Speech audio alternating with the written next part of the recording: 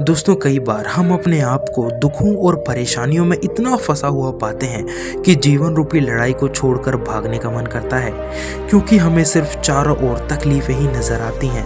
किसी को पढ़ाई में अव्वल आना है तो किसी को नौकरी की तलाश है, लेकिन चारों ओर से असफलता ही हाथ लगे तो ऐसे में एक हारा हुआ व्यक्ति क्या कर सकता है? आइए जानते हैं इस कहानी के माध्यम से। दोस्तों, एक बार की बात है, एक राजा की सेवा से प्रसन्न होकर एक साधु ने उसे एक ताबीज दिया और कहा कि राजन, इसे अपने गले में डाल लो और जिंदगी में कभी भी ऐसी परिस्थिति आए कि तुम्हें लगे कि बस अब तुम्हारा सब्र खत्म होने वाला है, परेशानी के भंवर में तुम पूरी तरह फंस चुके हो और कोई प्रकाश की किरण नजर नहीं आ रही है, हर तरफ निराशा हो और हताशा ही हाथ लगे, तब तुम इस ताबीज को खोलकर इसमें रखे मंत्र को पढ़कर अपने जीवन को बदल सकते हो। राजा ने वह ताबीज अपने गले में पहन लिया। एक बार राजा अपने सैनिक के साथ शिकार करने घने जंगल में गया।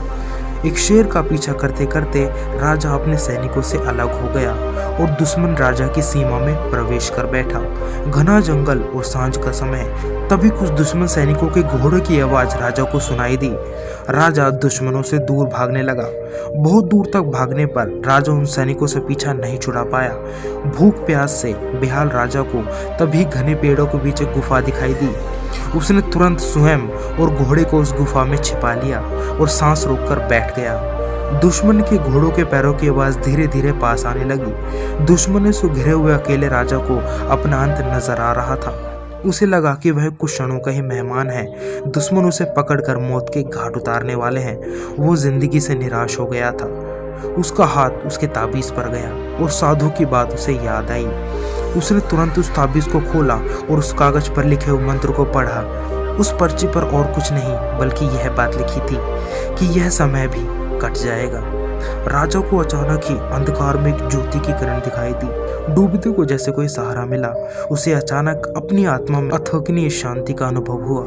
उसे लगा कि सचमुच यह भयावह समय भी कट जाएगा। फिर मैं चिंता क्यों करूं? अपने प्रभु पर विश्वास रख के मैं यहीं पर रहता हूँ और यह समय अवश्य चला जाएगा। और हुआ भी कुछ ऐसा।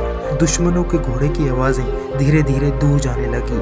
कुछ समय बाद वहां शांति छा गई। राजा रात में गुफा से निकला और किसी तरह अपने राज्य में वापस पहुंच गया। दोस्तों, इस कहानी के माध्यम से आपको ये समझाने का प्रयास किया गया है कि जीवन में सुख और दुख धूप और छांव की तरह होते हैं। कोई व्यक्ति चाहकर भी कितना भी धन अर्जित करके सिर्फ सुख ही सुख अर्जित नहीं कर सकता। उसे दुख का मुंह अवश्य देखना ही पड़ता है। लेकिन कुछ व्यक्ति जो अपनी किस्मत से परेशान हैं, उनके जीवन में ज़्यादातर दुख ही रहता है। लेकिन उन सभी को ये बात पता होनी चाहिए जो उस राजा को पता थी, यानी कि यह समय भी निकल जाएगा। दोस्तों, अगर कहानी अच्छी लगी हो तो वीडियो को लाइक करके चैनल को सब्सक्राइब ज़रूर करें और राजा की कहानी के प्रति अपने कुछ शब्द कमेंट बॉक्स में ज़रूर लिखें। मिलते हैं अगली एक और कहानी में।